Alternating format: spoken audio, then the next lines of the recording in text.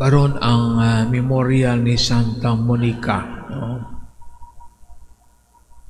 Ang inahan ni San Agustin, ugma ang piyesta ni San Agustin.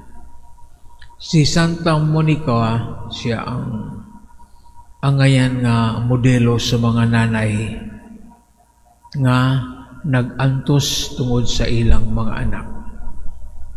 Si San Agustin, si Agustin pa, di pa masantos na kaniya to, badlungon ng tawana, palahubog, babaero, na problema si Santa Monica, saan man ako ning anak na ako. Dito sila nagpuyo sa Africa.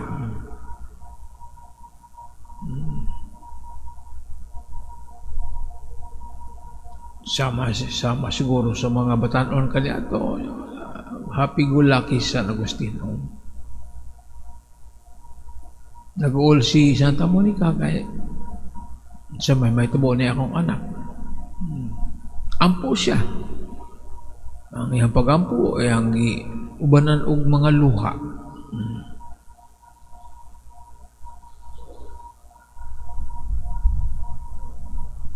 Daghang karong mga Santa Monica karon mga inahan nga nag-antos tungod sa ilang mga anak nga po nga problematic, nga adik, na kuat nalihis sa saktong dalan. Nag-uul siya, wa siya mo give up, wa siya mawadig paglaom. Ampo siya nang ampo, ang tul nga, ang iyang pag-ampo. Gidungog sa Ginoo, nabago si San Agustin, napare siya, nahimong obispo siya, nahimong pang santos. Nga na ang maghatag-utag paglaom sa mga ginikanan nga nag-antos. Kaya daghang kayo kung madungog nga mga umpisal nga problematic ang mga anak kay mo lagi sahay wasa na resulta sa nasa kuan ka ng dili kay tanan siguro mga problematic nga anak tungod sa ginikanan kay sa gusaon nimo pag matuto tarong mulihis mo gyud ang anak daghan mga factors, mga barkada, ang komunidad. So struggle na sa mga nanay sa nila pag-amuma ang ilang mga anak. Dini makita nato nga ang gahom sa Dios,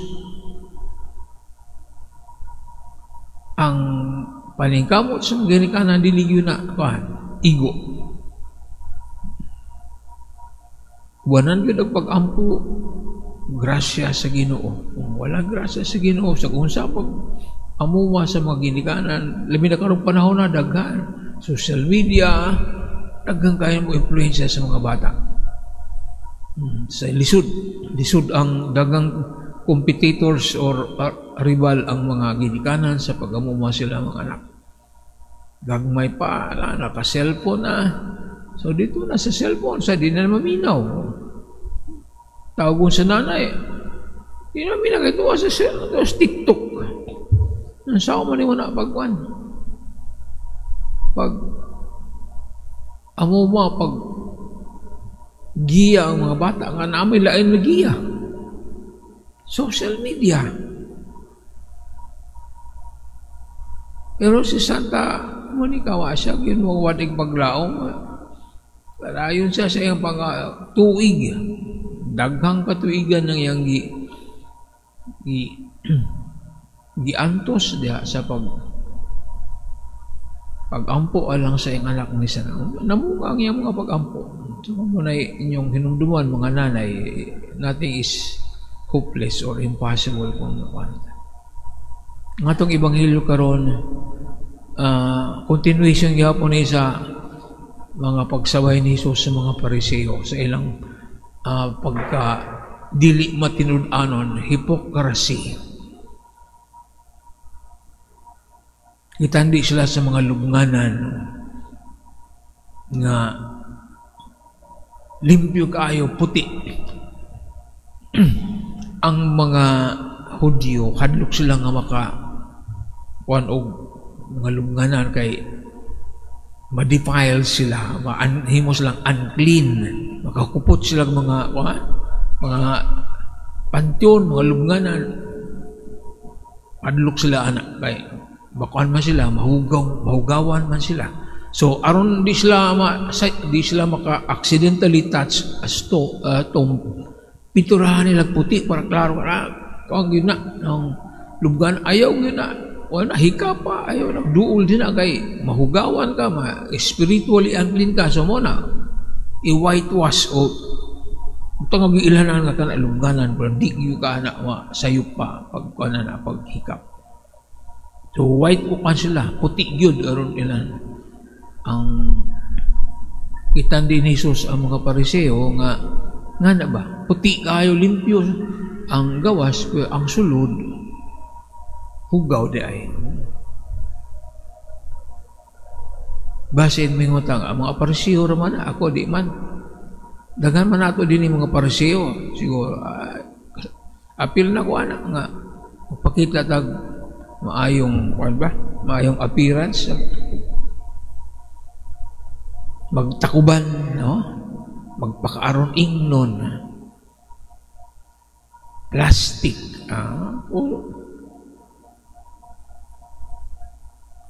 Diyos nun kaayo kahinimbahon pero sa sulod ay puno ta sa mga kaligut-gut kasuko ulang sa pagpasaylo mo na igikuan sa Ginoo kay say guilty ta ana di ta pwedeng sige latag saway sa bang taon niya kita day mga Pariseyong dako sa ta tigpakaaron ingnon ano na tayo gustong image nga i-preserve uy si Father Diyos nyo ginas Father pero may naka-spooting pero at kayo bro sa sulod sa utok ni Father likaya nato nang magpakaroon ingnon ta nga pagpakita ta nga Diyos nun kay nagsubay ta sa balaod sa simbahan limpyo kayo ta limpyo kuno pero sa sulod tanaw nang sa sud ng imong utok sa sud ng imong kasing-kasing so na gugma ba na sa Ginoo gugma sa isig katawo kaya say focus ta sa external appearance sige pag kuris-kuris na nga itong mga naong sige magpa-facial pagpagwapo pagwapa kay para gwapo tanawon parang dahigon ta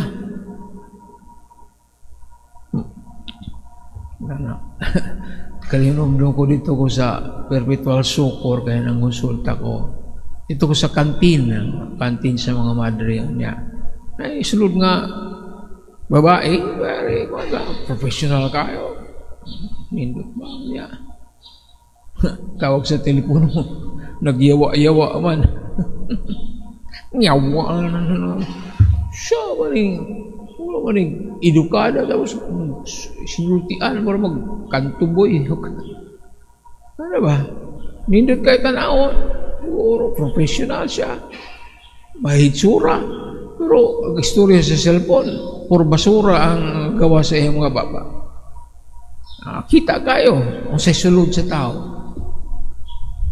bisag kung saan yung magpagwapa pagpagwapo maayong imong imahin sa mugawas yun ang imong natural nga pinagi sa imong panglihok sa imong panultihon